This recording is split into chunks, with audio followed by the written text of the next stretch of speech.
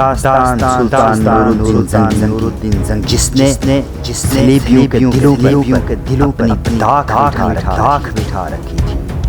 سلطان نے کسی قدر ناپسندیدگی سے اس کی طرف دیکھا، پھر سلطان نے مخاطب کیا، نصرت الدین، تم جانتے ہو میرے مخبر اور میرے واقع نگار لمحہ لمحہ کی خبریں مجھ تک پہنچاتے ہیں۔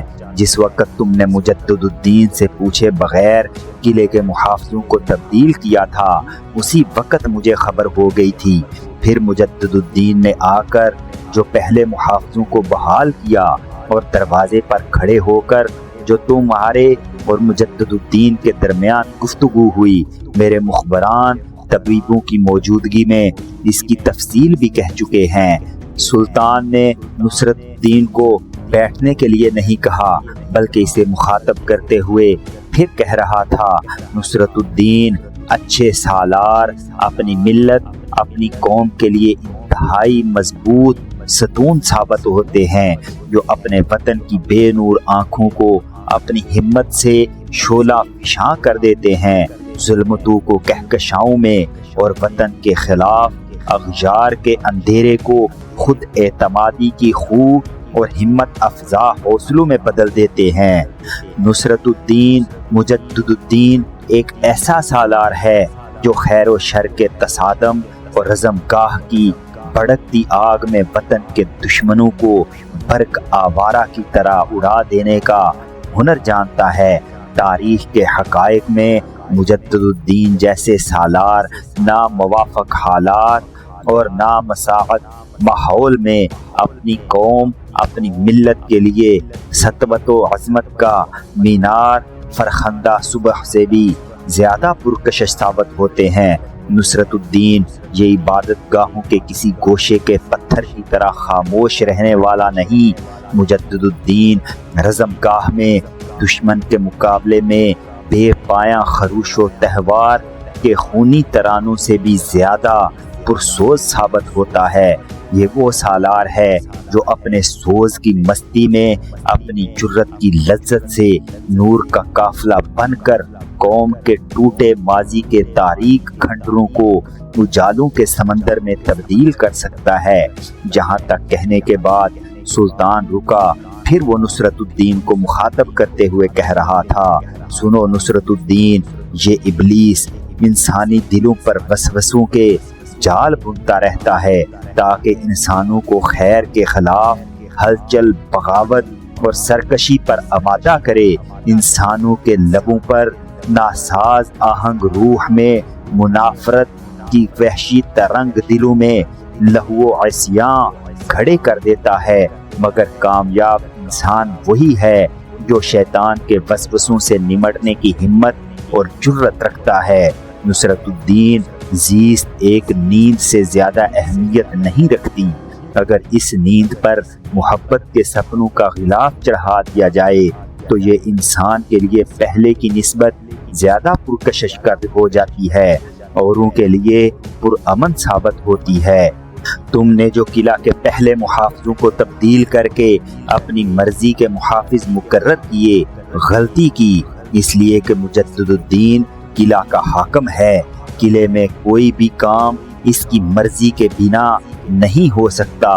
تم نے دوسری غلطی یہ کی کہ جب اس نے تمہارے مقررہ محافظوں کو واپس کر کے قلعے کے پرانے محافظوں کو بحال کیا تو تم گھوڑے کو دوڑاتے ہوئے اس سے آ الجھے۔ یہ تمہاری دوسری غلطی تھی، اور دوسری غلطی پہلی غلطی سے بھی زیادہ فاش اور ہولناک تھی۔ پھر تیسری غلطی یہ کہ دوران گفتگو تم نے دھمکی امیز انداز میں اپنا ہاتھ اپنی تلوار کے دستے پر لے گئے، حالانکہ تم جانتے تھے کہ اگر تمہارا اور مجدد الدین کا تیغ زنی کا مقابلہ ہوتا تو تم اس کے مقابلے میں ایک لمحہ کے لیے بھی نہیں ٹھہر سکتے تھے، اور وہ تمہیں زیر کر کے رکھ دیتا۔ تمہاری چوتھی اور بھیانک غلطی یہ تھی کہ جس وقت تم اس سے اجازت لے کر میری طرف آ رہے تھے تو مڑ کر تم نے اسے دھمکی دی وہ وہیں کھڑا رہے تاکہ جو میں سزا اس کے لیے تجویز کروں تم اس سے اس کو باخبر کرو نصرت الدین اندھیری راتوں کی نسبت چاند راتوں کو لوگ پسند کرتے ہیں، اس لیے کہ چاند اپنی کرنوں سے دھرتی کا سینہ روشن کرتا ہے، اندھیرے کے بھیانک پن کو دور کرتا ہے، اس لیے لوگ چاند کو پسند کرتے ہیں۔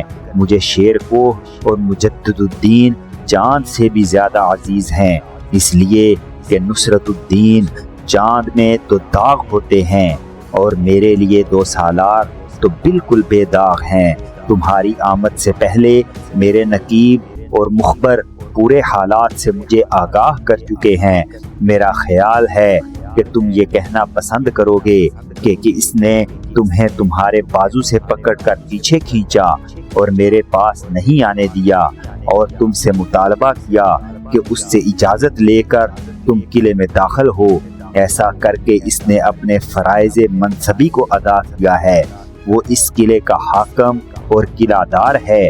قلعے کے اندر میں نے قیام کر رکھا ہے، لہٰذا میری حفاظت کو سامنے رکھتے ہوئے جو قدم اس نے اٹھایا وہ بالکل درست ہے۔ قلعے کے اندر کوئی بھی شخص اس کی اجازت کے بغیر داخل نہیں ہو سکتا۔ اب تم جاؤ، وہ قلعے کے دروازے پر ہی کھڑا ہو کر تمہارا انتظار کر رہا ہوگا۔ تم نے جو 4-5 غلطیاں کی ہیں اس کے لیے اس سے جا کر معذرت کرو۔ سلطان نور الدین زنگی کی اس گفتگو سے نصرت الدین کے پاؤں تلے سے زمین نکل گئی تھی۔ بڑے اداس انداز میں مڑا اور باہر نکل گیا۔ جب وہ قلعے کے دروازے کے قریب آیا تو دیکھا جہاں وہ مجدد الدین کو چھوڑ کر گیا تھا وہ بالکل ستون کی طرح وہیں کھڑا شاید اس کا انتظار کر رہا تھا۔ اس کے پیچھے ذرا ہٹ کر شمس الدین اور خطلخ کھڑے تھے۔ مجدد الدین کے قریب آ کر نصرت الدین رکا، پھر زمین کی طرف دیکھتے ہوئے شرمندہ سے لہجے میں کہنے لگا، مجدد الدین، میں اپنے رویے پر نادم ہوں، معذرت خواہ ہوں۔ اس کے ساتھ ہی نصرت الدین آگے بڑھ کر سامنے کھڑے اپنے گھوڑے پر سوار ہوا اور وہاں سے چلا گیا تھا۔ مورخین لکھتے ہیں مجدد الدین اور نصرت الدین کے یہ اختلافات اور باہمی منافرت شاید اسلامی سلطنت کے لیے نقصان دہ ثابت ہوتے، لیکن جلد ہی چونکہ سلطان اپنی عدالت سے صحت یاب ہو گیا تھا، لہٰذا اس نے فوراً ہر معاملے کو اپنی گرفت میں لے کر درست کر لیا تھا۔ حویلی کے پہلو میں جو چھوٹا سا باغیچہ تھا اور جس میں کثرت سے پھلدار درخت لگے ہوئے تھے، اس میں عبدہ، زہران، عزبل، مرسینہ، عبیرہ، جمارہ اور مشال پکے ہوئے پھل توڑ کر ایک جگہ ڈھیر کر رہی تھیں کہ حویلی میں شمس الدین اور خطلخ دونوں داخل ہوئے۔ ان دونوں نے سب افراد کو باغ میں پھل توڑتے دیکھ لیا تھا، لہٰذا وہ بھی ادھر ہی چلے گئے تھے۔ جب وہ قریب آئے تو سب سے پہلے عبدہ نے شمس الدین کو مخاطب کیا، شمس الدین میرے بیٹے، بھائی کہاں ہے؟ شمس الدین نے غور سے اپنی ماں کی طرف دیکھا، پھر کہنے لگا، مادر محترم، ہم تھوڑی دیر تک ایک مہم پر ہم روانہ ہونے والے ہیں۔ ہم دونوں بھائی اپنے گھوڑوں کے علاوہ بھائی کے گھوڑے کو بھی لے جانے آئے ہیں۔ بھائی اس وقت سلطان اور شیر کوہ کے پاس بیٹھے اہم امور پر تبادلہ خیال کر رہے ہیں۔ لشکر تھوڑی دیر تک یہاں سے کوچ کر جائے گا۔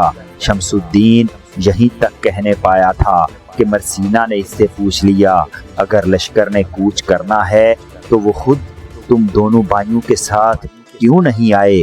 اس بار خطلخ نے مرسینہ کی طرف دیکھا اور کہنے لگا، میری بہن، ان کا گھوڑا ہم لے آئے ہیں، تم ایسا کرنا، بھائی کی خرجین میں ضروریات کا سارا سامان ڈال دینا، اتنی دیر تک بھائی آ جائیں گے، میرے خیال میں وہ زیادہ دیر نہیں لگائیں گے۔ مرسینہ کو جواب دے کر خطلخ خاموش ہوا تو مشال نے اسے مخاطب کرتے ہوئے کہا، بھائی، اس بار لشکر کس مہم پر نکلے گا؟ کیا صلیبیوں نے پھر کہیں سر اٹھایا ہے یا لوٹ مار کا بازار گرم کیا ہے؟ اس پر خطلخ بڑی سنجیدگی سے کہہ رہا تھا، مشال، میری بہن، اس بار ایک نہیں کئی مہمیں سامنے آ گئی ہیں۔ پہلی مہم شیزر شہر کی ہے۔ یہ شہر دریائے اورٹس کے کنارے واقع ہے۔ انتہا درجہ کی مضبوط فصیل ہے۔ اس میں زیادہ تر مسلمان ہیں، لیکن یہ شہر ہماری سلطنت میں نہیں۔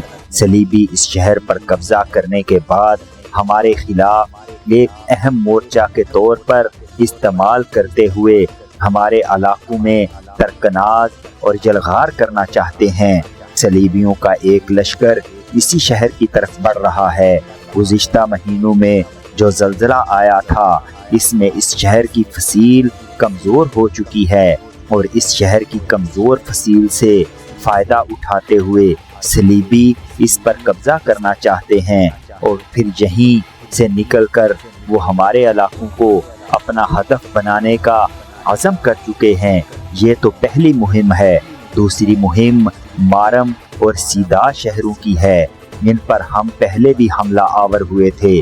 مارم شہر کے صلیبیوں کی مدد کے لیے انطاکیہ سے ایک لشکر آیا تھا، لیکن صلح کے ہو جانے کے باعث ہمارا لشکر واپس آ گیا تھا۔ اب مارم شہر کے صلیبیوں نے پھر سر اٹھا لیا ہے۔ ان کی مدد کے لیے آنے والے یورپ کے مختلف علاقوں میں سے سرگرداں صلیبی بھی وہاں پہنچ چکے ہیں۔ ان کے علاوہ یورپ سے آنے والے صلیبی سیدا شہر کے مسلمانوں کو تنگ کر رہے ہیں، بار بار ان پر حملہ آور ہو رہے ہیں۔ ان کی کوشش ہے کہ سیدا شہر کا محاصرہ کر کے سیدا شہر مسلمانوں سے چھین لیں۔ یہ 3 مہمیں ہیں۔ چوتھی مہم یروشلم کے بادشاہ بالڈون کے علاقوں کے اندر ہے۔ بلیش کے مقام پر یروشلم کا بادشاہ بالڈون ایک بہت بڑا اور جرار لشکر جمع کر رہا ہے، جس کے ذریعے وہ اپنی تیاریاں مکمل کرنے کے بعد ہمارے علاقوں پر ضرب لگانے کا ارادہ رکھتا ہے۔ فی الوقت ہمارے سامنے یہ 4 مہمیں ہیں۔ اب ان مہموں کو سر کرتے ہوئے نہ جانے کتنی چھوٹی بڑی مہمیں اٹھ کھڑی ہوں گی۔ مرسینا جو سب کچھ بڑی خاموشی اور غور سے سن رہی تھی، شمس الدین کو مخاطب کرتے ہوئے کہنے لگی، شمس الدین، بھائی کے گھوڑے کی خرجین اتار لانی تھی تاکہ میں اس میں سامان ڈال دوں۔ شمس الدین نے اپنے کندھے پر دونوں خرجینیں لٹکا رکھی تھیں، ایک اتار کر مرسینا کو تھمائی اور کہنے لگا، میری بہن، یہ بائی کے گھوڑے کی خرجین ہے۔ اس دوران جمارہ آگے بڑھی اور شمس الدین سے اس کے گھوڑے کی خرجین لے لی۔ اس طرح عبیرہ نے خطلخ سے خرجین لے لی تھی۔ پھر تینوں ان کی خرجینوں میں ضروریات کا سامان ڈالنے کے لیے وہاں سے چلی گئی تھیں۔ مرسینا، جمارہ اور عبیرہ تینوں خرجینوں میں سامان ڈال کر پھر سب کے پاس باغ میں آ گئی تھیں۔ عین اسی لمحہ مجدد الدین حویلی میں داخل ہوا اور سیدھا ان کی طرف گیا۔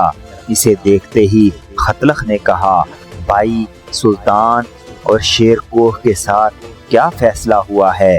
اس پر خطلخ کی طرف دیکھتے ہوئے مجدد الدین کہہ رہا تھا، فیصلہ یہ ہوا ہے کہ میں اور شیر کوہ ایک لشکر کو لے کر شیزر شہر کا رخ کریں گے۔ اس بار تم دونوں میرے ساتھ نہیں ہوگے، تم اس لشکر میں شامل ہوگے جو سلطان کے ساتھ یہاں سے کوچ کرے گا۔ اس لشکر میں تم دونوں کے علاوہ نجم الدین، فخر الدین مسعود، اسامہ بن مرشد اور کچھ دیگر سالار بھی ہوں گے، اور شیر کو شیزر کی مہم کو سر کرنے کے بعد سلطان سے آن ملیں گے۔ سلطان یہاں سے کوچ کرنے کے بعد مارم کی طرف پیش قدمی کرے گا۔ مارم کی طرف جانے والی کسی منزل پر پڑاؤ کرے گا۔ وہیں شیزر کی مہم سر کرنے کے بعد ہم سلطان کے لشکر سے آن ملیں گے۔ اتنا کہنے کے بعد مجدد الدین رکا، پھر شمس الدین اور خطلخ کی طرف دیکھتے ہوئے کہہ رہا تھا، تم دونوں اپنی تیاری کرنے کے بعد مستقر کی طرف چلے جاؤ،